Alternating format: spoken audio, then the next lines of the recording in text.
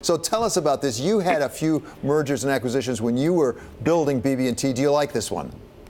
Good morning. I do. In fact, when I was CEO, we tried very hard to convince SunTrust to do a merger of equals, and we could never get them to do it. And the economics are phenomenal. There's probably no better economic deal for either one of the companies, but particularly for BB&T.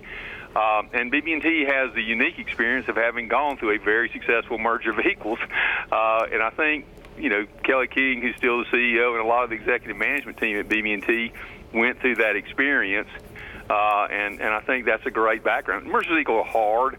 They're hard because you're trying to be fair to every party, and you're trying to, mitigate any of the necessary changes in terms of the human morale and that kind of things. But if you've done it and done it well, which BB&T has, and SunTrust is a great organization, the economics are overwhelming. I mean, there's huge cost savings in the merger, and great markets, phenomenal markets. John, if mergers fail, typically it's on the culture clash. Is there a cultural clash potential here? And as a practical matter, is there any such thing as a true merger of equals? Well, that's an interesting question. There used to be a culture clash in that SunTrust was kind of an old line, very proud of who they were, very attached to Atlanta. But frankly, the combination of the market and the regulatory environment and the economic correction, I think SunTrust and BB&T's cultures have moved together, and I think that there won't be a culture clash. And as I understand it, Kelly King will be leading the process, and I think it'll be handled very well. When we did our merger of equals long ago with a company called Southern National, one of our tests was 10 years later we were going to ask ourselves, what is the effect on the employees of the two companies? And ironically, 10 years later, BB&T and Southern National, almost exactly the same number of employees were still working for the combined company. And if you treat the employees well, they'll take care of the clients, and that makes the process work, even though there's a lot of commotion in the transition.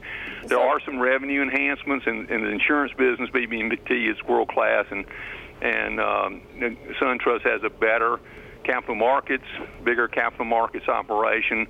So I think that there are some revenue in addition to the cost sides. John, Bloomberg TV spoke to Brian Moynihan, Bank of America's CEO, about consolidation in the banking industry a few weeks ago. Here's what he had to say. The emergence will come out of the consolidation of another round of people, which still has to happen in the United States. So there are now 6,000 odd banks or whatever, and you'll find them continuing to consolidate. John, from where you sit now and observing the industry, how much more consolidation needs to happen? I think there's still a fairly large amount to come. Unfortunately, in a way, but it's the nature of what we're happening in our general economy. Technology is driving so much now, and the technological investment to compete with the J.P. Morgans and the Bank of America's is huge. And even a business as big as BB&T or SunTrust, it's tough, and particularly because there is some overlap with the commercial ends of what you call mid-tier banks now. BB&T would be a top-tier bank in terms of size, and the bigger organizations. So I think there's a lot of motivation for mergers, and I think you'd have seen a lot more if you'd had a more healthy regulatory environment. And the regulatory environment's still not good. It's just a lot better than it was. Yeah. And I think that's going to actually spur. And not all mergers are good, but we got way too many banks in the United States from an economic perspective. Right.